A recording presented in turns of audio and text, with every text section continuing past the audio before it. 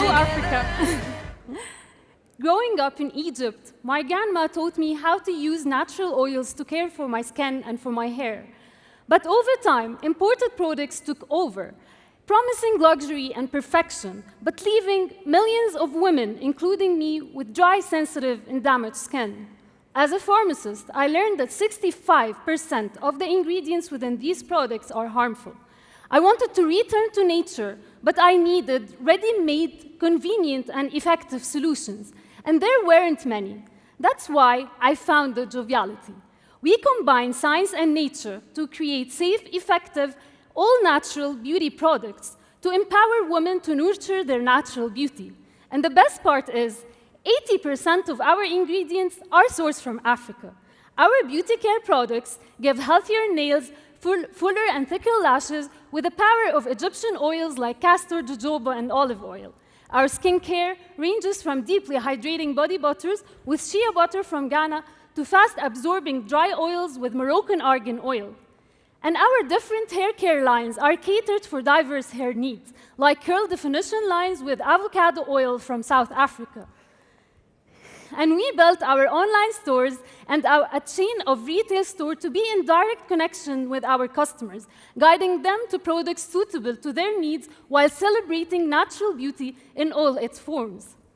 And today, more than 2 million women trust Joviality, from women finding confidence to moms no longer worry about product safety to cancer survivors who can restore their natural beauty without the fear of toxic chemicals.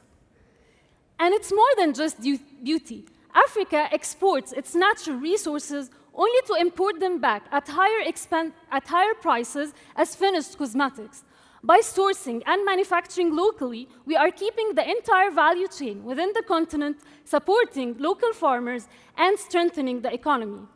And today, with over 120 SKUs, more than 15 branches, and 100 partnerships with pharmacies and retail stores, and a 10 million annual online reach in Egypt and the GCC, we have built a strong, sustainable business and scalable one with healthy profit margins. Our team of 95, 70% of them women, are the dream builders of this success. And now, we are only one step away from owning our entire supply chain.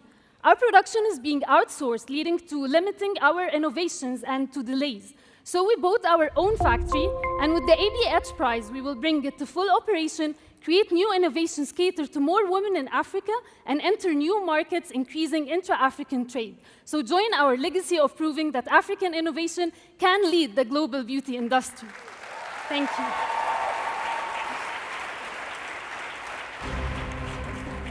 13 minutes with the judges, starting with Judge Ibuku. Okay. So Hadeel, congratulations. Thank you. I think that for me, what is beautiful about this is the African woman is beautiful. She's conscious, she's deliberate, and she pays attention. And we spend a lot of money on our skincare and beauty products. So considering that the largest youthful population of the world resides on our continent for the future, and the growth is there, and these young people like to spend on the product. It's satisfying to see how many Africans are investing in developing beauty care lines. Now, what's your ultimate ambition? You know, why I'm asking this is I want to know how big your ambition is for this. Africa is what, 1-point-something billion people? And if we say 50-50, that gives you an idea of your market. And they're scattered around the world, and we care about what we look like. So that gives you an idea. How far do you want to go with this, and what is your key strategy for doing that? First, thank you so much. It's an honor to be here today and to listen to all your feedbacks. So my ambition is that one day, whenever anyone mentions natural cosmetics, they just remember Africa. So when I say natural cosmetics, I say Africa. This is where I want us to reach, because we have all of these resources, and it's not fair that we would be importing cosmetics that are not suitable and are not going along with our beauty and not representing us. So what I want is for Africa to lead this beauty industry. And I started from I started from what I know and what I can do. So I'm a pharmacist. I've seen my grandmothers and my moms and all our grandparents using oils and using herbs to find beauty and even health solutions. And some way along the way, we stopped using all of this. But what we're doing differently too is that we are using science to optimize these traditional mixes or formulas and bring it to what the modern cosmetics are about. So we are enhancing their efficiency and their safety and the way and the look and the feel of these products. So we don't want natural beauty or African beauty products to be perceived as simple or medium quality. We want it to be perceived as the leading quality of safety, how natural they are, and women don't have to compromise on anything. They don't have to give up safety or luxury or efficacy. And the way we're doing it is that we already built this business. We started with e-commerce to have an affordable cost and to be able to build a sustainable business that we can take it forward. And we decided not to depend on the traditional distribution model of cosmetics that is happening in Egypt and in the region. We started with our retail stores to be in direct contact with the consumers, to understand their need, to understand what suits them, what suits their skin and hair type, what do they want in this market, and to cater everything for them. And we took this forward, that we set standards for this business model that a lot of rising beauty brands right now in Egypt are following it because they saw it as a successful model. So we were the first ones to start this trend, whether it's the modern and luxurious look of the products plus the efficacy or the retail shops. Moving forward, we are also educating and helping rising beauty entrepreneurs by going to universities like for the pharmacy students through events. Just to maximize your time for you. Okay, sorry. One more question. How does your price compare with the price of European or any other brand of cosmetics that's available in our market? The price? Well, our prices are very affordable to the market. The products are not of very low prices and they are not of high prices. They are on average prices. So compared to premium imported products, they would be of lower prices. But compared to the locally available products, they would be a bit higher because the quality is much, much higher. So for the price, it's considered to be average and affordable. Thank you. I love it that you are localizing the global beauty industry, which is massive, and you are making products that are suited to our context in Africa, especially in Egypt. So congratulations on doing that. So my first question obviously was on affordability. You know, I think you've answered that. And normally when I look at any beauty products, sometimes the package itself is more expensive than the actual thing.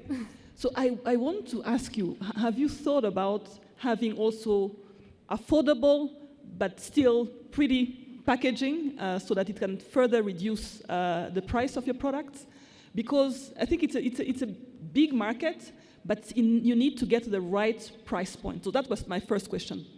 My second question is, how do you tap into traditional formulas, not only in Egypt, but across the continent, for you to have a range of products for every African woman? Thank you. Okay, so the first question about the packaging. So it's first we have a criteria for our packaging because we wanted the product to be competing not only locally but also globally, and this is the competitive edge that we have. Our packaging, when we first started, they were very expensive because most of them were imported in order to find the recyclable packaging that we want and to give the user-friendly effect that we want from the packs. But over the past few years, we've been working on sourcing it locally because as we scale, as our production increased, local manufacturers of cosmetics packaging were ready to customize packaging specially made for us. So that's how we brought down the cost of our packaging and our cost of goods. our cost of goods have been going down as a percentage from our revenues in the P&L over the year, and we were able to optimize it very well following this strategy. So we are making sure that the packaging wouldn't take a very high percentage of the cost of good unless it has a certain value, unless it's part of the effect of the product, because sometimes the packaging itself is a way to deliver the product. Like instead of putting chemicals to give you foam, there are packaging that turn your formula into a foam, and this is something we will need to spend on because it's something, it's part of the effect. So that's one question. The other one was... How do you tap into traditional formulas across the continent, not only in Egypt, because in Ghana, in Rwanda, in any part of Africa, Nigeria, it's different. Yes, we have we have an R&D process that goes with the consumer research. Part of it is understanding the needs, understanding the skin and the hair type and what we are working on, and then we go to our formulations, even though they are natural products, but each oil and each butter has its own absorption level and its own criteria, and this is where science comes to help. And this is why we formulate them differently, and it's not only about oils and butters, there are much more into that, like extracts and so on. So why do you want to in-source production when the core of what you do is in designing and finding the right formula for a specific skin or hair type? Why do you want to in-source production and not continue with your outsourcing model? Because it has worked well for you. We are already producing. Like we are outsourcing the production, but it's supervised by our team. So only the factory is outsourced. But our team supervised the production. Actually, they didn't know how to produce our products because the upscaling of natural beauty products is completely different than the commercial ones. So you are not planning to produce yourself? We want to produce ourselves. The whole idea is we want to buy our own factory because... Why? Because outsourcing the factory led to a lot of delays, and it's limiting our innovations. We're not able to produce as many as we can. We're not able to optimize our formulas freely as we want. So it's something that we really wanted, but and also with our factory, this factory, we're planning to make it a hub for all natural beauty entrepreneurs to help them create their own beauty brands up to the global competition, so that we can take Africa to lead this global industry. So it's not just about us, it's our experience that we want to share with all the entrepreneurs out there interested in the industry. Hadeel, thank you very much, congratulations. And you're very clever, you know how to bribe the judges. With your beautiful packaging here, you've given us a taste. I've already sampled your, what is this? Your velvet touch, and it feels velvety. So, I want to commend you. The packaging is world class, and I think that if we're going to build African businesses, we need to really set our standards globally, not only locally. That's what we're planning to do. And I also noticed you have plans and ambitions to go to Dubai, and you just mentioned you want to go global. What are you doing today to position yourself for global expansion? And what do you think will be the challenges for taking this product outside of Africa?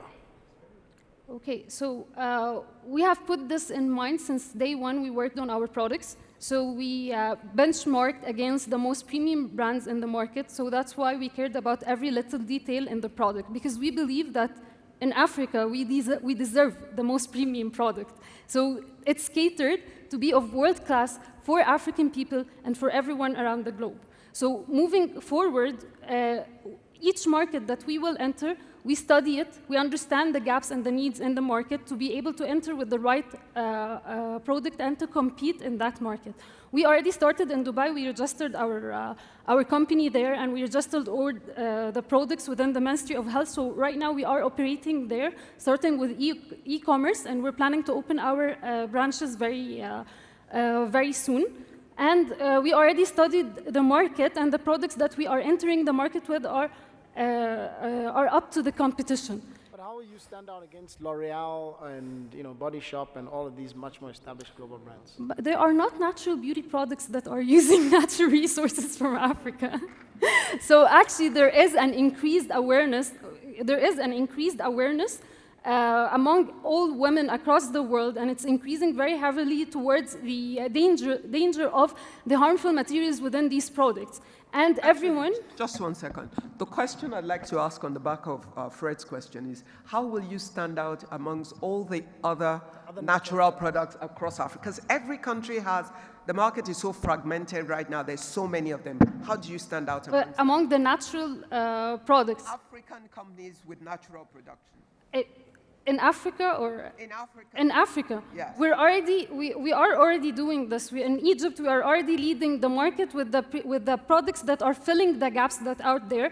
Each product that we have is filling a need that wasn't even there, like our nail care products, they weren't there. And the eyelash and the eyebrow, including the oils. So we started with products that they didn't even have competition. So we try to find the market gap and the need, and start with this product, build trust with the customers, and then move to